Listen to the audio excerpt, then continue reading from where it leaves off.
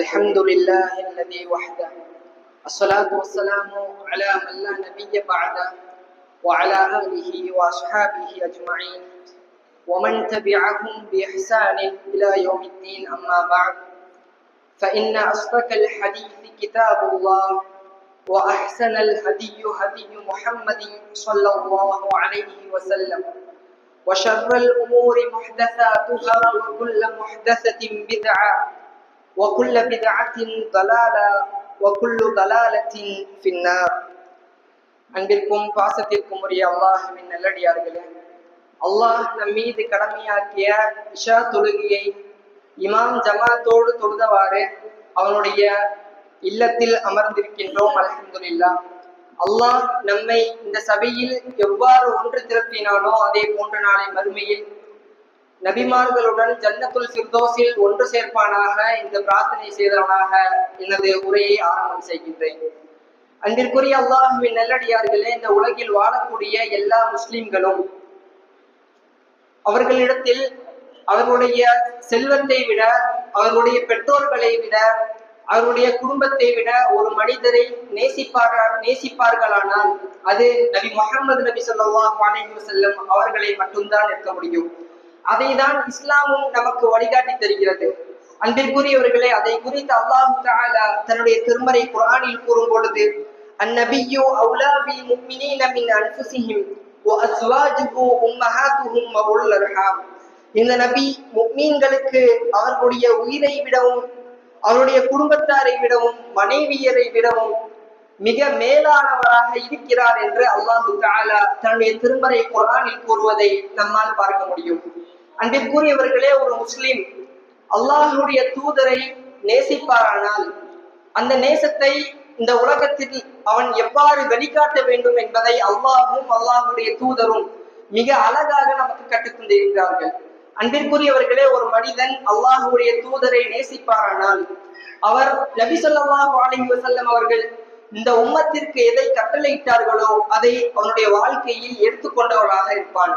அதே போன்று நபி ஸல்லல்லாஹு அலைஹி வஸல்லம் அவர்கள் இந்த உம்மத்திற்கு எதை அச்சமூட்டி எச்சரிக்கை செய்தார்களோ அதை அவருடைய வாழ்க்கையில் தடுக்கக்கூடியவர்களாக இருப்பான். அதே போன்று நபி ஸல்லல்லாஹு அலைஹி வஸல்லம் அவர்கள் எந்த செயலை ஆர்வமாக செய்தார்களோ அந்த செயலை அவனுடைய வாழ்க்கையில் ஆர்வம் ஊட்டுவான். அதே போன்று நபி ஸல்லல்லாஹு அலைஹி வஸல்லம் அவர்கள் எந்த காரியத்தை வெறுத்தார்களோ அவனும் அந்த காரியத்தை அவனுடைய வாழ்க்கையில் வெறுப்பான். இப்படித்தான் ஒரு மனிதன் நபி ஸல்லல்லாஹு அலைஹி வஸல்லம் அவர்களின் மீது அன்பை வெளிக்காட்ட வேண்டும் என்று இஸ்லாம் நமக்கு கற்றுத்தருகிறது. அன்பிற்குரிய அல்லாஹ்வின் நல்லடியார்களே, அதை குறித்து அல்லாஹ் தஆலா தன்னுடைய திருமறை குர்ஆனில் கூறும் பொழுது, வமா ஆதாகுமுர் ரசூல் ஃபகுது, இந்த நபி உமக்கு எதை கொண்டு வந்தாரோ அதை நீங்கள் எடுத்துக்கொள்ளுங்கள். வமா நஹாகும் அன்ஹு ஃபன்தஹு, இந்த நபி உங்களை எதிலிருந்து உம்மை தடுக்கிறாரோ அதை நீங்கள் விட்டுவிடுங்கள் என்று அல்லாஹ் தஆலா சூரத்துல் ஹஷ்ரில் கூறுவதை நம்மால் பார்க்க முடியும். அன்பிற்குரியவர்களே, நம்முடைய சமுதாயத்தில் ரபியுல் அவ்வல் மாதம் வந்துவிட்டால் நாங்கள் நபி ஸல்லல்லாஹு அலைஹி வஸல்லம் அவர்களின் மீது தாராளமான பாசத்தை வெளிக்காட்டுகிறோம் என்று கூறிவிட்டு நம்முடைய சமுதாயத்தில் இஸ்லாத்தில் கற்றுத்தராத அனாச்சாரங்களை செய்வதை நம்மால் பார்க்க முடியும். இப்படிதான் நபி ஸல்லல்லாஹு அலைஹி வஸல்லம் அவர்களின் மீது நம்முடைய அன்பை நாம் வெளிக்காட்ட வேண்டுமா?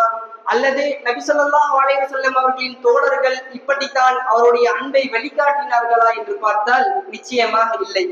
அல்லாஹ் தஆலா தன்னுடைய திருமறை குர்ஆனில் கூறுகிறான், நபியே நீர் கூறுகிறாக, குல் இன் குன்தும் துஹிப்பூனல்லாஹ், நீங்கள் அல்லாஹ்வை நேசிப்பீர்கள் ஆனால் ஃபத்தபிஊனி, என்னை பின்பற்றுங்கள், யுஹ்பிபுக்குமுல்லாஹ், அல்லாஹ் உங்களை நேசிப்பான் என்று அல்லாஹ் தஆலா தன்னுடைய திருமறை குர்ஆனில் கூறுவதை நம்மால் பார்க்க முடியும்.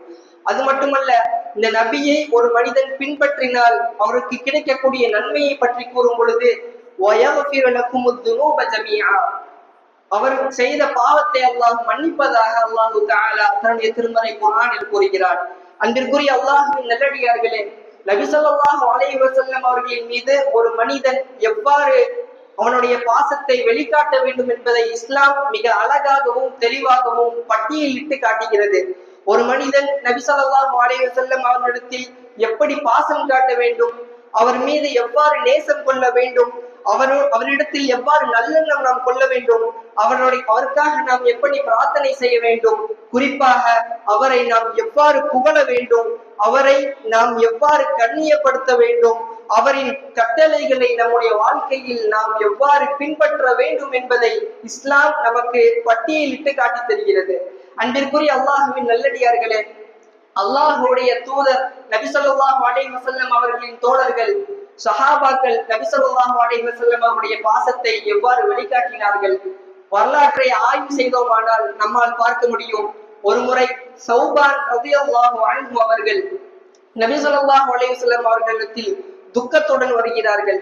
அப்பொழுது நபி ஸல்லல்லாஹு அலைஹி வஸல்லம் அவர்கள் கூறினார்கள், யா சௌபான் மாலி அராக மஹ்சூனன், நீர் எதற்காக இவ்வளவு துக்கத்துடன் இருக்கிறாய் என்று கேட்ட பொழுது அவர் கூறினார், யா ரசூலல்லாஹ், இந்த உலகில் உம்மோடு நாம் இருக்கிறோம், உம்முடன் நான் பேசுகிறேன், நீர் இருக்கக்கூடிய சபையில் நான் அமர்கிறேன், உமக்கு ஏதாவது ஒரு தேவை ஏற்பட்டால் அதை நான் பூர்த்தி செய்கிறேன். ஆனால் நாளை மறுமையில் நீர் சுஹதாக்களுடனும் நபிமார்களுடனும் அல்லாஹ் உன்னை எழுப்புவான்.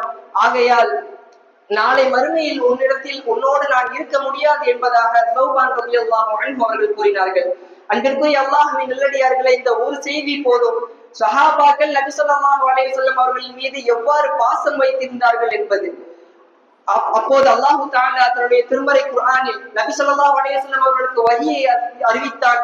ஒமையல்லாஹ வ ரசூல், யார் அல்லாஹ்வையும் அல்லாஹ்வுடைய தூதரையும் பின்பற்றுகிறார்களோ ஃபௌலாயிக மஅல்லதீன அன்அம அல்லாஹு அலைஹிம், அவர்கள் நாளை மறுமையில் ஃபௌலாயிக மஅல்லதீன அன்அம அல்லாஹு அலைஹிம் மினன் நபிய்யீன வஸ்ஸிதீகீன வஷுஹதாஇ வஸ்ஸாலிஹீன், நாளை மறுமை நாளில் அவர்கள் நபிமார்களுடனும் அவர்கள் சுஹதாக்களுடனும் சாலிஹீன்களுடனும் இருப்பார்கள் என்று அல்லாஹ் தஆலா தன்னுடைய திருமறை குர்ஆனில் கூறுவதை நம்மால் பார்க்க முடியும். இறுதியில் அல்லாஹ் கூறுவான், வஹஸுன உலாயிக ரஃபீகா, அவர்கள் தான் நல்ல தோழர்கள், நல்ல நண்பர்கள் என்று அல்லாஹ் தஆலா தன்னுடைய திருமறை குர்ஆனில் கூறுவான். அது மட்டுமல்ல, ஒரு முறை ஈராக்கை கைப்பற்றிய அபூ ஹுதைஃபா ரலியல்லாஹு அன்ஹு அவர்கள் ஈராக்கை கைப்பற்றினார்கள். அப்பொழுது அந்த நாட்டு மன்னர் அபூ ஹுதைஃபா ரலியல்லாஹு அன்ஹு அவர்களுக்கு ஒரு விருந்தை அறிவிக்கிறார். அப்பொழுது அந்த விருந்தில் கலந்து கொண்ட அபூ ஹுதைஃபா ரலியல்லாஹு அன்ஹு அவர்கள் உண்ணக்கூடிய நேரத்தில் அவர்கள் தட்டிலிருந்து சில உணவு கீழே விழுகிறது. அதை அவர்கள் சுத்தம் செய்துவிட்டு அவர்கள் சாப்பிடுகிறார்கள். அதை கண்ட ஈராக்குடைய மன்னன் அவரை பார்த்து முகம் சுளிக்கிறான். அப்பொழுது அபூ ஹுதைஃபா ரலியல்லாஹு அன்ஹு அவர்கள் ஒரு வார்த்தையை கூறினார்கள். அந்த வார்த்தை நம்முடைய வாழ்க்கையில் எந்த ஒரு நேரம், எந்த ஒரு சூழ்நிலையும், எந்த ஒரு நேரத்திலும் நாம் அந்த வார்த்தையை கடைபிடிக்கக்கூடிய வார்த்தை.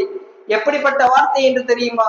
அபூ ஹுதைஃபா ரலியல்லாஹு அன்ஹு அவர்கள் கூறினார்கள், அததுருக்கு சுன்னத ஹாஉலாஇ ஹபீபி அல் ஹுமக்கா, இந்த மடையனுக்காக, யார் அந்த மடையன்?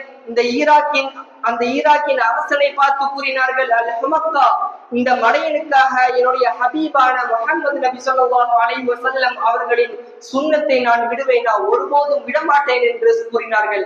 அன்பிற்குரியவர்களே, ஆகையால் தான் அல்லாஹ் தஆலா அவர்களை பற்றி அந்த சஹாபாக்களை கூறுகிறான், உலாயிக ஹிஸ்புல்லாஹ், அல்லாஹ் அவர்களை பொருந்திக் கொண்டான். அலா இன்ன ஹிஸ்பல்லாஹி ஹுமுல் முஃப்லிஹூன், அவர்களும் அல்லாஹ்வை பொருந்திக் கொண்டார்கள் என்று அல்லாஹ் தஆலா சிலாயித்து பேசுகிறான். அது மட்டுமல்ல, அவர்கள் இப்படி எந்த நேரத்திலும் அல்லாஹுவையும் அல்லாஹுடைய தூதரையும் கட்டுப்பட்டதால் தான் அவர்களுக்கு அல்லாஹு தஆலா அப்படிப்பட்ட ஒரு அந்தஸ்தை வழங்குகிறான்.